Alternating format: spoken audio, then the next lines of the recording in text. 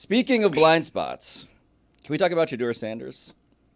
Can we talk about somebody who has been saying things that have been intended to be inflammatory and that have started a conversation at a part of the sports calendar where we could use someone saying something that sounds like this?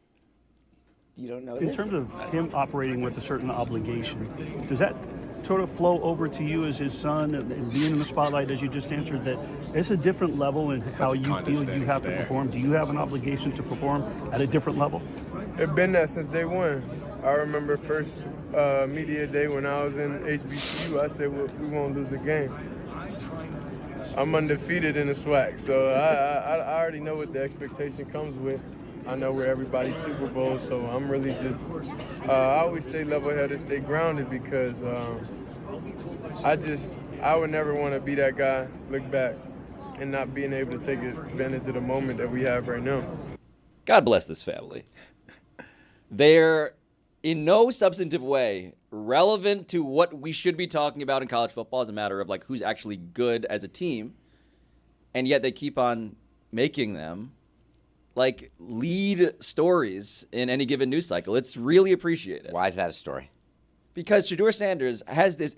It's interesting, right? So Colorado is not a good not a good football team, maybe not a good basketball team, not a good football team.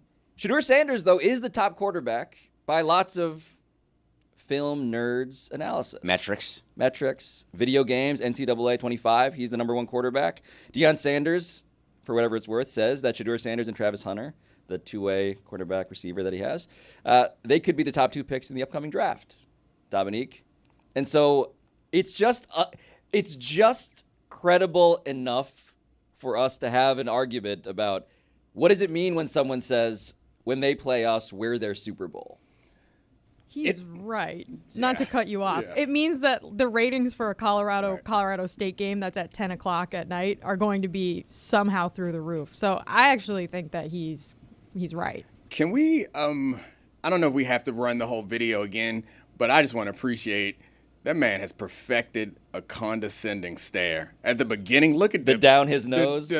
He's very tall, though. The look back at this point, yeah, go ahead and roll that. We could talk over it, I guess. We don't need the audio. I don't know if you can do that, but look at that look. That's the one right there. Like, oh, you?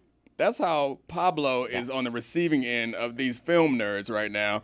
That's how they're looking at Pablo, and it makes Pablo feel small. Domonique, you know you look that way to everybody all the time. No, I don't. Look, right there. You just did it now. Okay. What? He just did it right now. I can't help it. I'm black. What? Don't get into a race thing. It's not a race thing. David. It's not a race thing. What was that phrase about dogs and hollering? Condescension is not about race. Who you calling a dog, Pablo? Oh, Charlie, it's disappointing. Do you deal with this every day? Every day. Actually, Hi, mob ho. I think the fact that I want to knuck a buck. Oh, God. Excuse me? We're saving that segment for later. Please stop. And don't say that. That felt prosecutable. I feel like we have enough evidence from yesterday's show there. that we can cut it up and defend my man. He did not mean it. He wants every month. Yeah, we talked about Knuck If You Buck yesterday. Oh, it's Knuck If You Buck. Knuck history. Hi, mob ho. I had He's coachable, but he's still not learning quite try anything. There's the so whole much way. that's going on this week. I can't wait till the keep commercial track. break. Or I guess not commercial break, but till the end of this segment so I can explain to David how dangerous that sentence just was. He's just going to offer to, dib you.